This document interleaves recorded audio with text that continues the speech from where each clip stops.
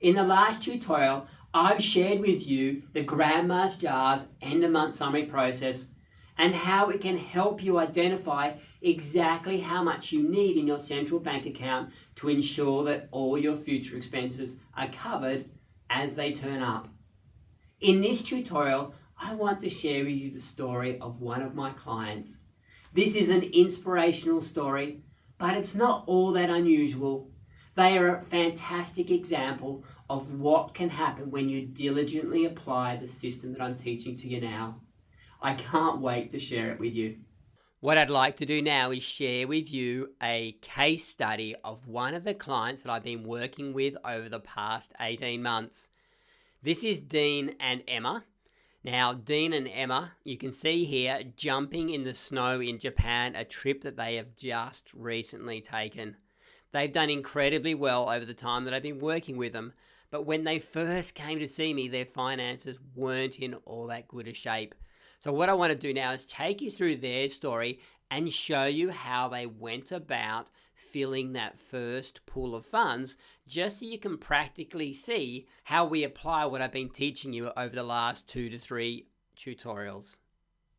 Dean is 28, he's a civil engineer. Emma's a high school teacher, she's 29, and this is the debt that they had when they first came to see me. They'd been living together for quite a long time and got married about a year and a half previously. They had a mortgage for $329,000, a car loan for $8,000. The heartbreaking debt in all of this was the honeymoon loan, which was $6,600. They'd had a great honeymoon, but when they came home, reality really hit and their finances struggled so much for that first 18 months of married life, which is the catalyst for them coming to see me. They also had a Visa card and a Go MasterCard. So quite a mess for such an early stage of life, but you will see that we've done some great things with them. So let's have a look now at our first few steps. Okay, so the very first step, as you should well know now, is we needed to make sure that their income consistently exceeded their expenses.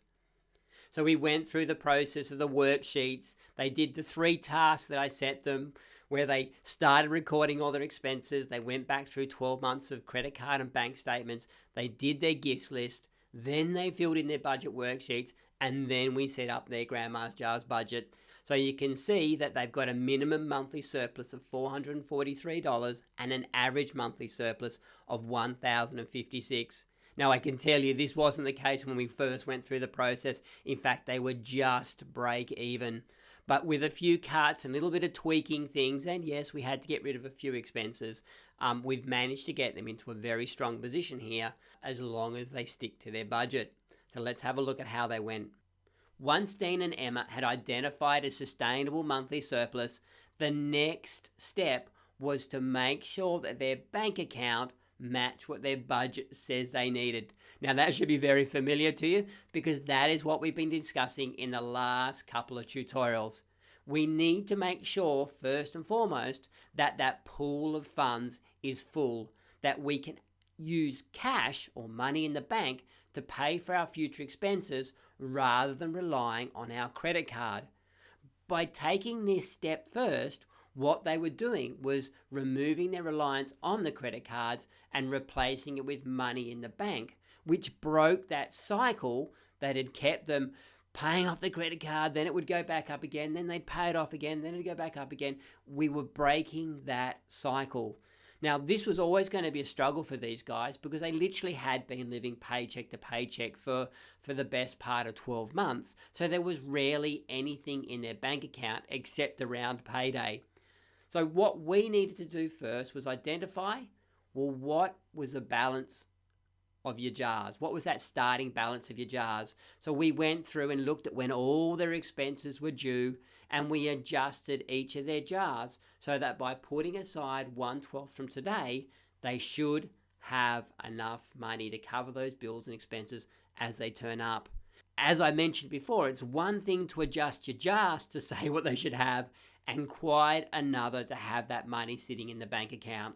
And you can see here at the end of the very first month, Dean and Emma needed, just to cover their jars, $4,149.02.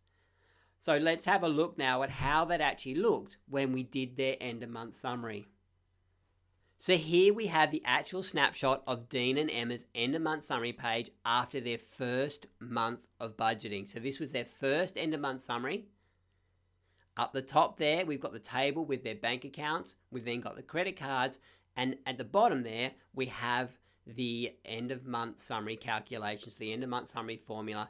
This is where we determine how much we need to have in that first pool and whether or not we've got enough money in our bank accounts to match it.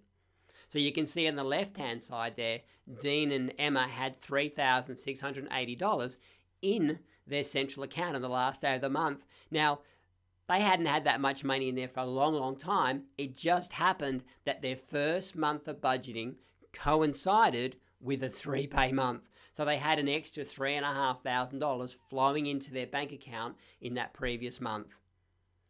What we've then got is, in brackets there, is the 3 components that make up that first pool that they need to fill up. So they needed to make sure whatever they'd added to the credit card that month, so the $795, that they had their everyday allowance for next month, and that they had the jar funds remaining for that previous month of $4,149. So those 3 things added together make up the balance of that pool. This is what they needed to have, and in total, that was $6,302.89. But you can see what they actually had in the bank account on that last day was $3,680, which meant that they had a deficit of $2,622.26.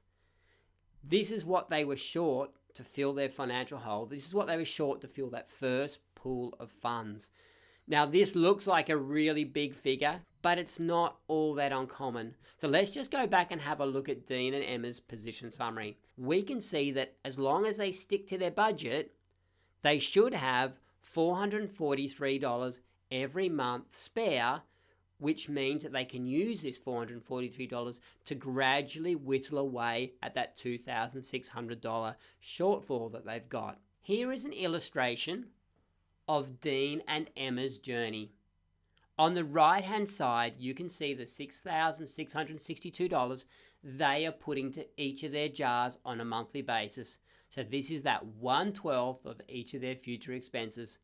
This needs to happen first so that when their expenses turn up, they have the cash sitting in the bank to pay for it. No more need for the credit card. To the left of the little man there, you can see the $443. This is Dean and Emma's surplus that is being used to chip away at that shortfall they have in that first pool. So this money will sit in their central account, and it will grow the balance of their central account faster than the balance of their jars grows. So eventually, they will have more in their central account than they need to cover what their budget says they should have. So if we look at this journey here, month 1, $443 extra goes into the central account, which means that their shortfall has reduced from $2,662 to $2,219. Month 2, same thing. The $443 surplus stays in that central account, and they get $443 closer to what they need to fill up their pool. So $1,776. And this went on for 4 months. And then in the 5th month, Emma had a 3-pay month, where all of a sudden, instead of $443 being put aside or added to that central account, they had an extra $2,014, which suddenly wiped out their shortfall, and they had money overflowing from that first pool into their rainy day fund. So we can see down here, there's $1,124 that was extra at the end of that 5th month in that central account. That $1,124 overflowed then into the second pool, which is the rainy day fund. That was their journey, give or take a few dollars each month, but they pretty much stuck to their budget and did a brilliant job of filling up that first pool. I hope that you're as inspired by Dean and Emma's story as I am. I also hope that this process is starting to make more sense to you now that we've applied it to a real life situation. I always get such a kick out of sharing stories like this because these are real people doing what it takes to transform their financial situation. And there's no reason why you can't do it too. So I'm hoping right now you have the knowledge you need to take that first step, to make sure that that first pool is full, that your bank account equals what your budget says you should have. And in doing that, you will then be certain that you've got your future expenses covered so that as they turn up, the funds are sitting there ready to pay them. You don't need the credit card anymore. In the next tutorial, we are looking at that second pool, the rainy day fund, accumulating $2,000 to $3,000 so that you've got your unexpected expenses and emergencies covered.